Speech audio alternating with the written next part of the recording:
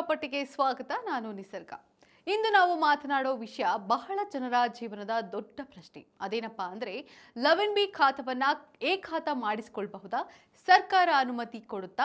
ಯಾವ ನಿಯಮಗಳು ಅನ್ವಯ ಆಗಬಹುದು? ಪ್ರಕ್ರಿಯೆ ಹೇಗಿರುತ್ತೆ? ಎಷ್ಟು ಖರ್ಚಾಗಬಹುದು ಅನ್ನೋದರ ಬಗ್ಗೆ.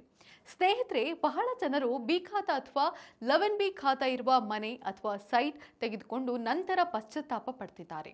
ಈ ವಿಡಿಯೋವನ್ನ ಕೊನೆವರೆಗೆ ನೋಡಿ. ನಿಮ್ಮ ಸಮಯ, ಹಣ ಮತ್ತು ತಪ್ಪು ನಿರ್ಧಾರದಿಂದ ಪಾರಾಗಬಹುದು. ಮೊದಲು ಖಾತಾ ಅಂದ್ರೆ ಏನು ನೋಡೋಣ ಬನ್ನಿ. ಸರಳವಾಗಿ ಹೇಳಬೇಕಂದ್ರೆ ನಿಮ್ಮ ಪ್ರಾಪರ್ಟಿ ವಿವರ ನಗರ ಪಾಲಿಕೆಯ ದಾಖಲೆಗಳಲ್ಲಿ ನೋಂದಾಯಿತವೇ ಅಥವಾ ಇಲ್ಲವಾ ಅನ್ನೋದರ ಬಗ್ಗೆ ದಾಖಲೆ ಆಗಿದೆ. ಖಾತಾ 3 ರೀತಿಯಲ್ಲಿ ಸಾಮಾನ್ಯವಾಗಿ ಕೇಳ್ತೀವಿ: ಎ ಖಾತಾ, ಬಿ ಖಾತಾ ಮತ್ತು 11B ಖಾತಾ. ಇವತ್ತು ನಾವು ಮುಖ್ಯವಾಗಿ 11B ಖಾತಾ ಬಗ್ಗೆ ಮಾತನಾಡೋಣ. ಸ್ನೇಹಿತರೆ, 11B ಖಾತಾ ಅಂದ್ರೆ ಆ ಪ್ರಾಪರ್ಟಿ ಮೇಲೆ ತೆರಿಗೆಯನ್ನ ಸರ್ಕಾರ ಸ್ವೀಕರಿಸುತ್ತಿದೆ, ಆದರೆ ಆ ಪ್ರಾಪರ್ಟಿ ಪೂರ್ಣವಾಗಿ ಕಾನೂನುಬದ್ಧ ಅನ್ನೋ ಹಾಗಿಲ್ಲ. ಬಹಳ ಜನರ ತಪ್ಪು ಭ್ರಮೆ ಏನಪ್ಪಾ ಅಂದ್ರೆ 11B ಖಾತಾ ಇದೆ ಅಂದ್ರೆ ಲೀಗಲ್ ಅಲ್ವಾ ಅಂತ. ಅದಕ್ಕೆ ಉತ್ತರ ಇಲ್ಲ. 11B ಖಾತಾ ಇರುವುದರ ಅರ್ಥ ಸರ್ಕಾರ ಟ್ಯಾಕ್ಸ್ ತೆಗೆದುಕೊಳ್ಳುತ್ತೆ, ಆದರೆ ಪ್ಲಾನ್ ಡಿವಿಯೇಷನ್ ಲೇಔಟ್ ಸಮಸ್ಯೆ ಇರಬಹುದು. ಎ ಖಾತಾ ಸಿಗೋ ಮಟ್ಟಕ್ಕೆ ಅರ್ಹತೆ ಇಲ್ಲದಿರಬಹುದು.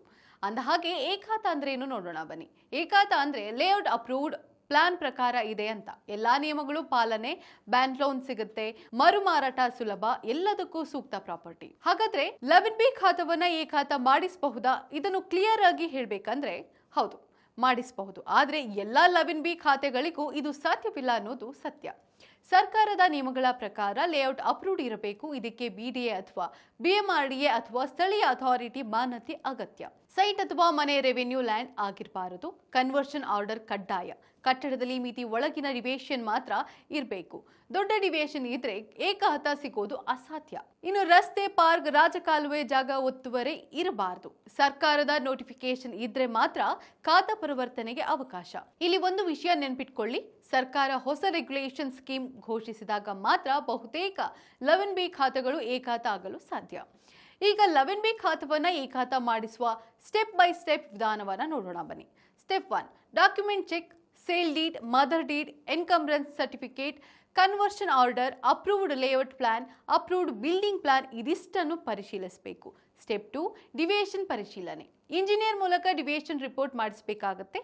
ಅಪ್ರೂವ್ಡ್ ಪ್ಲಾನ್ಗಿಂತಲೂ ಎಷ್ಟು ಮೀರಿ ಕಟ್ಟಿದ್ದಾರೆ ಅನ್ನೋ ಲೆಕ್ಕ ಬೇಕಾಗುತ್ತೆ. ಇನ್ನು ಸ್ಟೆಪ್ 3: BBMP ಅಥವಾ ಪಾಲಿಕೆಗೆ ಅಪ್ಲಿಕೇಶನ್ ಹಾಕಬೇಕು. ಖಾತಾ ರೀಕ್ಲಾರಿಫಿಕೇಶನ್ ಅಥವಾ ಅಪ್ಗ್ರೇಡ್ಗೆ ಅಪ್ಲಿಕೇಶನ್ ಸಲ್ಲಿಸಬೇಕು. ಇದಕ್ಕೆ ಪೂರಕ ದಾಖಲೆಗಳನ್ನು ಒದಗಿಸಬೇಕು. ಇನ್ನು ಆನ್ಲೈನ್ ಮೂಲಕ ಅಥವಾ ಆಫ್ಲೈನ್ ಮೂಲಕ ಅರ್ಜಿ ಸಲ್ಲಿಕೆ ಸಾಧ್ಯವಿದೆ. ಇನ್ನು ಸ್ಟೆಪ್ 4: ಪರಿಶೀಲನೆ ಮಾಡಿಸಬೇಕು. ರೆವೆನ್ಯೂ ಇನ್ಸ್ಪೆಕ್ಟರ್ ಸೈಟ್ ವಿಸಿಟ್ ಮಾಡಿ ರಿಪೋರ್ಟ್ ಕೊಡ್ತಾರೆ. ಇನ್ನು ಸ್ಟೆಪ್ 5 ನಲ್ಲಿ ಶುಲ್ಕ ಮತ್ತು ದಂಡ ಪಾವತಿ. ಬೆಟರ್ಮೆಂಟ್ ಚಾರ್ಜ್ ಕಟ್ಟಬೇಕು. ನಿಯಮ ಉಲ್ಲಂಘನೆ ಇದ್ರೆ ದಂಡ ತೆರಬೇಕು. ಬಾಕಿ ಇರುವ ತೆರಿಗೆ ಪಾವತಿ ಆಗಿರಬೇಕು. ಇನ್ನು ಸ್ಟೆಪ್ 6: ಮಾನ್ಯತೆ ಮತ್ತು ಖಾತಾ ಜಾರಿ. ಎಲ್ಲ ನಿಯಮ ಸರಿಯಿದ್ರೆ ಎ ಖಾತಾ ಸರ್ಟಿಫಿಕೇಟ್ ಮತ್ತು ಖಾತಾ ಎಕ್ಸ್ಟ್ರಾಕ್ಟ್ ಸಿಗುತ್ತೆ. ಅಂದ ಹಾಗೆ ಎಷ್ಟು ಖರ್ಚು ಬರುತ್ತೆ ಅಂತೀರಾ? ಹೇಳ್ತೀನಿ ಕೇಳಿ.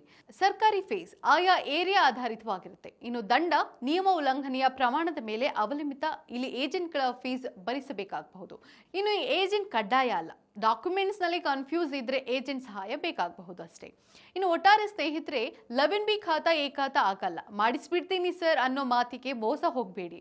ಮೊದಲು ಅರ್ಹತೆ ಚೆಕ್ ಮಾಡಿ, ಲೀಗಲ್ ಅಡ್ವೈಸ್ ಪಡೆಯಿರಿ, ನಂತರ ಮಾತ್ರ ಹಣ ಹಾಕಿ. ಈ ವಿಡಿಯೋ ಉಪಯುಕ್ತವಾಗಿದ್ರೆ ಲೈಕ್ ಮಾಡಿ, ಶೇರ್ ಮಾಡಿ, ನಮ್ಮ ಚಾನಲ್ ಅನ್ನು ಸಬ್ಸ್ಕ್ರೈಬ್ ಮಾಡಿ. ನಮಸ್ಕಾರ.